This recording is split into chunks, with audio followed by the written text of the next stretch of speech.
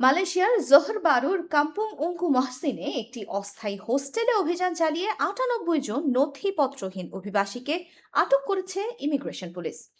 আটককৃতদের বেশিরভাগই বাংলাদেশ, ভারত, পাকিস্তান, ইন্দোনেশিয়া এবং মিয়ানমারের নাগরিক। এনএসটির খবরে বলা হয়েছে, অভিবাসন কর্মকর্তারা গ্রিল কেটে হোস্টেলে অভিযান চালিয়ে এদের আটক করে। রাত 12:30টায় শুরু হওয়া এই অভিযানে আইন প্রয়োগকারী কর্মকর্তারা এগিয়ে আসতেই কিছু বিদেশি শ্রমিক লুকানোর জন্য ছুটোছুটি করতে থাকে, আর অন্যরা কাছের একটি আবাসিক এলাকায় পালিয়ে যাবার চেষ্টা করে।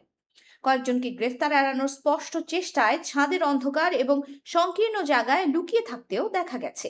তবে তাদের প্রচেষ্টা ব্যর্থ হয়, কারণ অভিবাসন কর্মকর্তারা চত্বরটি আগে থেকেই ঘিরে ফেলেছিলেন। প্রাথমিকভাবে আটককৃতদের বিরুদ্ধে বৈধ কাগজপত্র ছাড়া মালয়েশিয়ায় প্রবেশ, ভিসার মেয়াদ শেষ হবার পরেও অবস্থান এবং বৈধ পাস বা অনুমতিপত্রের অপব্যবহারের অভিযোগ আনা হয়েছে।